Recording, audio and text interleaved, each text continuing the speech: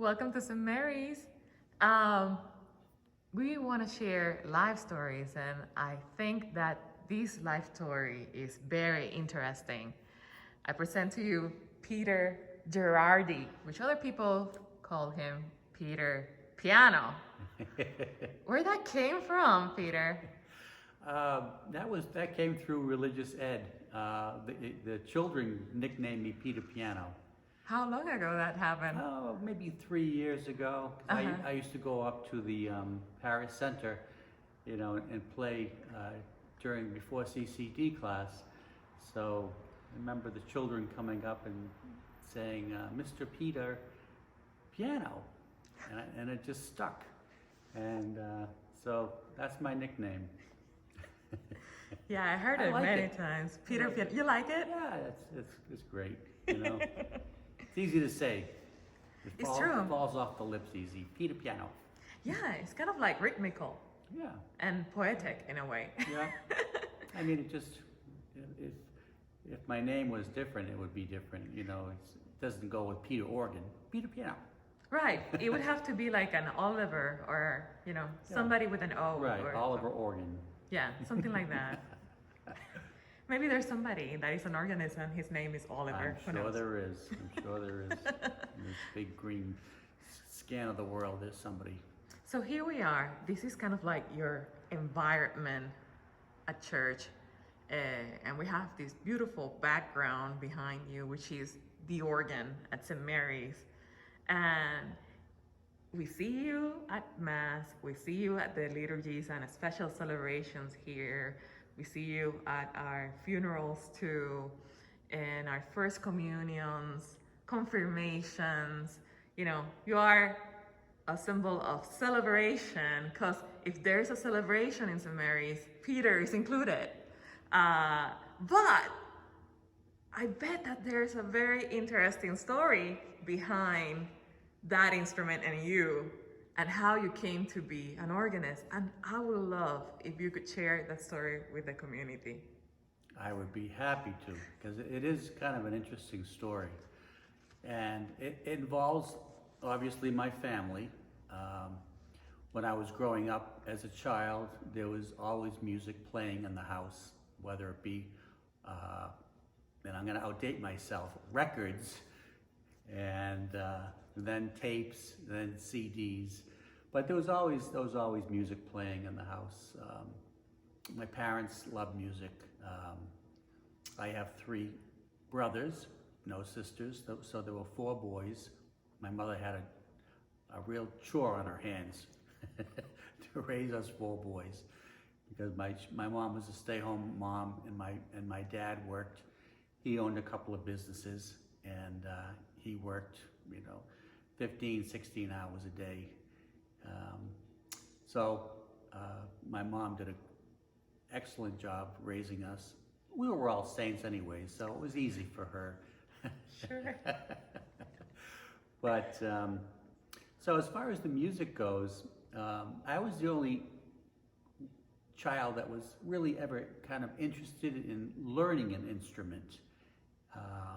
And I remember when I was probably 10 or 11, interestingly, my father loved the organ, and he always wanted to play. So remember one year he asked my mother if we could get an organ. So my mother kind of chuckled and said to my dad, "Oh, okay, Pete." My father's name is Pete too. And she said, "Oh, okay, Pete, you're really gonna play the organ?" He said, "Yes, I want to learn." So during that time, there was a store in Shrewsbury, and I'm sure a lot of you will remember. It was called Spags on Route 9 in Shrewsbury, and I remember my mom going there, and she bought what was called a chord organ. Now, a chord organ was probably the size of a toaster oven. And she brought it home and for my dad. So I remember at Christmas time, she gave him, it was probably like that big, and she gave him the organ, And remember him opening it up at Christmas, and he was tickle pink. He pulled it out. Now a chord organ, just to kind of give you a description, there's obviously a little keyboard, and then there's what they call chords. So you didn't have to learn your chords. You just pressed like a C, and that would give you a C chord, or just C, E, G. So you didn't have to play those notes. They were already preset. And then F and G and so forth. So it came with a book, a little book, probably 15, 20 songs in it, on top of Old Smoky and Mary Had a Little Lamb and things like that. So I remember my dad, plugging it in and taking the book out, and he had his, now there were, if you didn't know the keyboard, it had a little cheat sheet, so you could put the tabs on the keyboard and it would tell you the notes, and then in the book it would give you the chord, like a C chord, and you would have to play the notes that were all diagrammed for you, C, D, E, F, whatever the note was. So it was pretty easy. So my dad playing it, and I'm sitting there going, wow, that's kind of cool, And like I say, I was probably 10 or 11 years old. And so he went through a couple of songs, and then, he wanted to go do something else. So he kept it there, plugged in. So I went over and started looking at it, and I started playing it. I was like, oh, this isn't too bad. So I was playing on top, Full Smoky, Mary Had a Little Lamb, Pound Races, all these older songs. And so I went through the book relatively quick. And my dad, took his time with it. And so I just kept playing through the book. And then I said to my mom, I says, hey, Mom, you got any more books? And she said, no, that's the only one that came with it. So we ordered some more books, and I remember they came in the mail, and they were very similar, but just more songs, so I wasn't getting bored playing the same old songs. So I went through those books. My dad was doing very well. He went through the first book and then started tackling the new books. So we went through everything, and then I was like, well, okay, that's fun. It's like, it'd be nice to get a kind of a real organ, and what they call a spinet organ, which is 2 keyboards and pedals. So I kept asking about one. They were like, yeah, well, you really don't have room for that. And I said, okay. So I remember about 8, 9 months had gone by, and it was around Christmas time again. Next Christmas was coming. So I remember being upstairs in my room, and like any kid, 10, 11 years old, Christmas morning, you come flying down the stairs to see what's under the tree, see what Santa brought you. And I remember coming down, and to my amazement, there was a spinet organ next to the Christmas tree. How they were able to hide something like, it's amazing. Santa, how Santa was able to hide that? It had a bow on it. Yeah. So I was like, are you kidding me? So there's where it started. That's where the seed was planted. They had bought a spinet organ. So, and my dad was excited too, because now he could advance a little bit too. So I was like, great, now what are we gonna do? So my mother says, do you want to take some lessons? I said, absolutely. So my father said, I'll take him with him. So we both went and we took lessons, and it was great. We took lessons. It was on West Boylston Street. There was a organ company called Lowry Organ. Some of you might remember it, on West Boylston Street. And we had a wonderful teacher, and so we started taking lessons, and I didn't know how to read music at that point still, so we had the sheets, but we were learning chords now.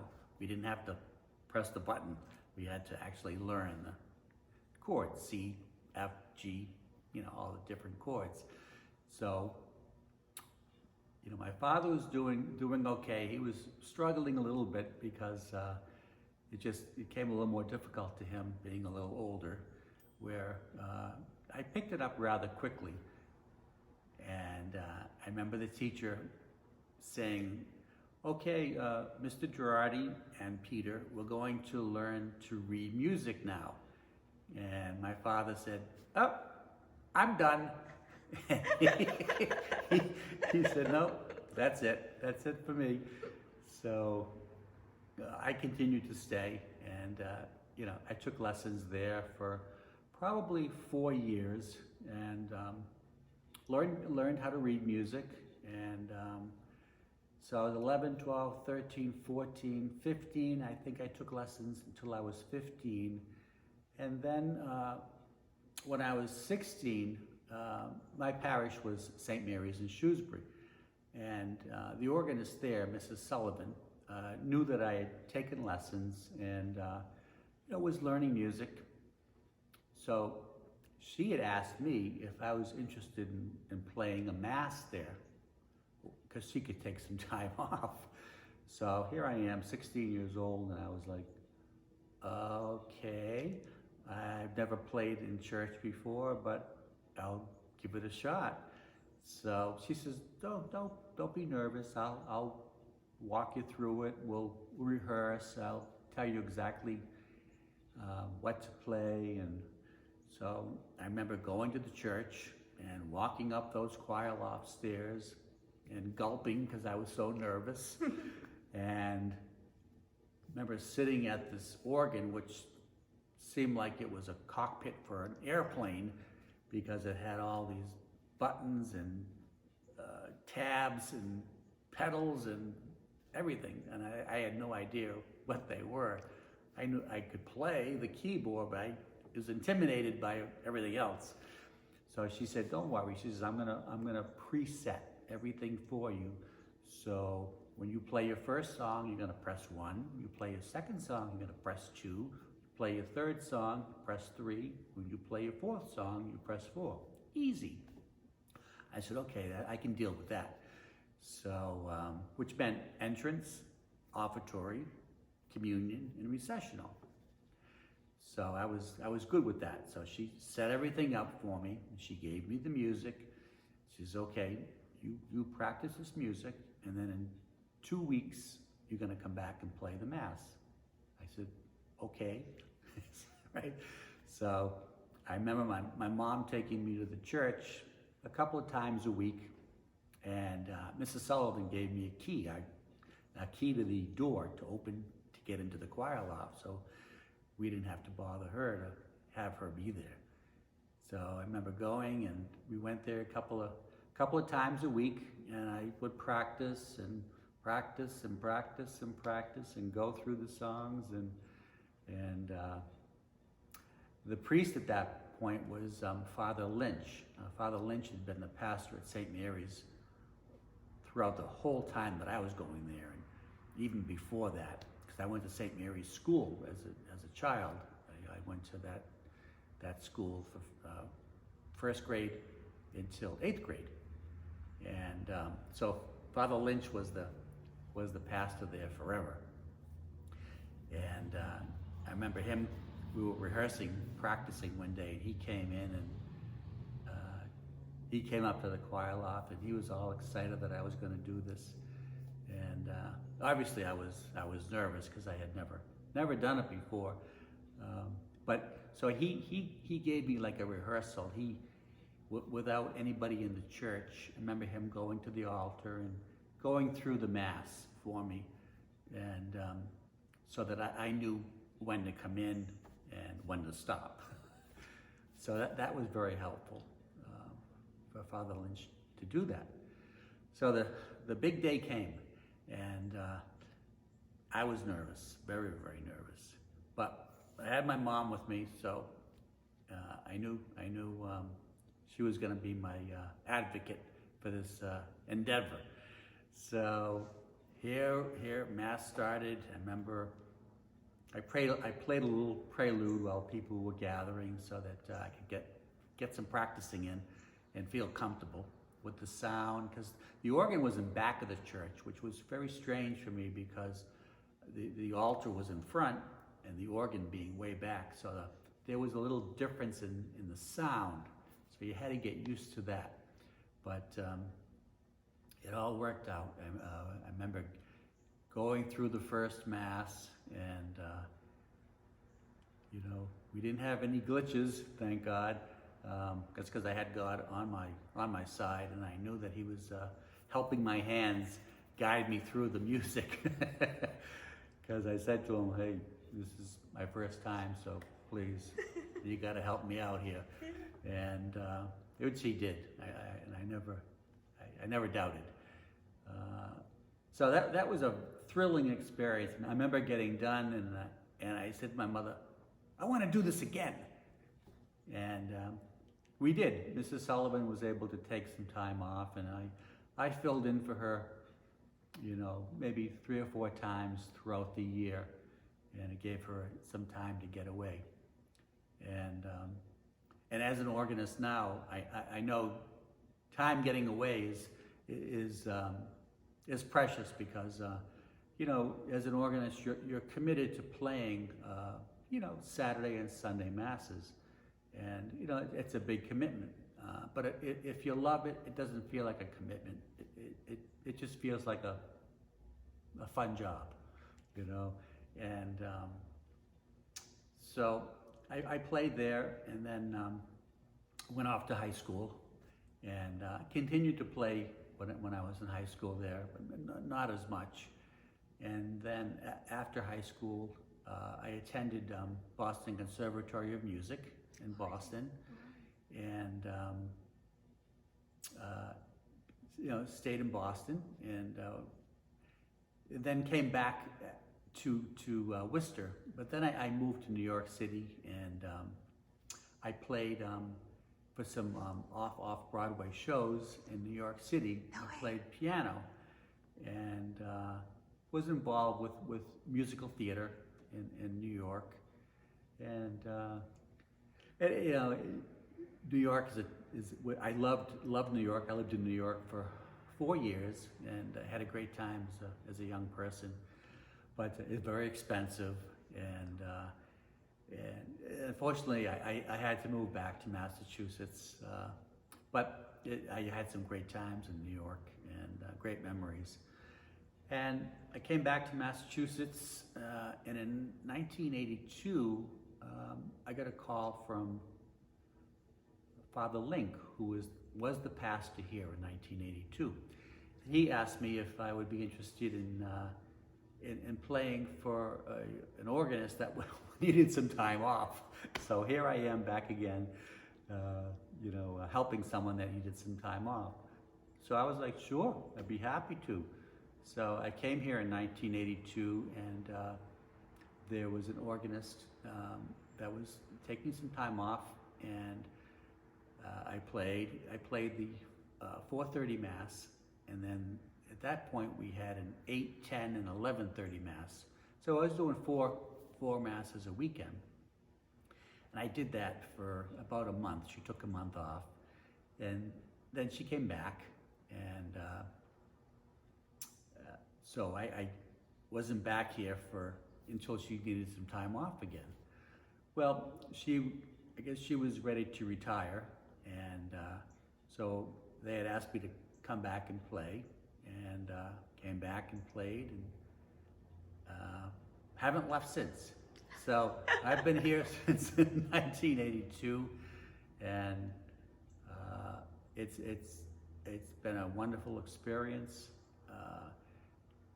I've had some wonderful pastors that I've been privileged to serve under, and just had a fantastic time being here. It doesn't feel like a job. I mean, it's a big commitment, but it's just, I love the people here, and that's my story, and I'm sticking to it. How you felt that this call, because it feels like a vocation, has been a blessing for you and your life? It has. Like I say, I think it all started with God knocking on my shoulder as a child, and my mom bringing home that little chord organ, and that's just how it everything started, how the fire was ignited, and the fire just grew inside me, almost like the Holy Spirit coming into me and filling me with music and inspiration, and just being able to continue, in that role. And I bet that there's many people who have approached you through your years and tell you how important is music and coming to church and listening to music. Yes, and that's one of the greatest joys for me when someone will come up and say, "Gee, I really liked what you were playing before Mass. It was, inspirational to me. It was quiet. It was prayerful. I got a lot of inspiration from that." So in many ways, you have helped many people to connect. I hope so. And to pray. Yeah. No, I that's my goal. I think one of the greatest things is when I hear somebody whistling or singing a song, after the recessional. Like I'll stop playing, and then you'll hear somebody in the gathering room kind of finishing a verse, and it's like this, they're singing it or whistling the song still, so they're taking it with them, so that's a great joy for me that that they've enjoyed it, and I have filled them in a way, right? Yeah. That's awesome. Yeah. Thank you for sharing your story. And I understand that there's a particular song that means a lot to you. Yeah, Joyful, Joyful, We Adore Thee was one of the first hymns that I played in church as a young child at St. Mary's in Shrewsbury. Remember that first Mass, and that was one of the hymns that we played. So I'd like to play it for you now, and I hope you enjoy it. Thank you for sharing your life story, Peter. Oh, you're welcome.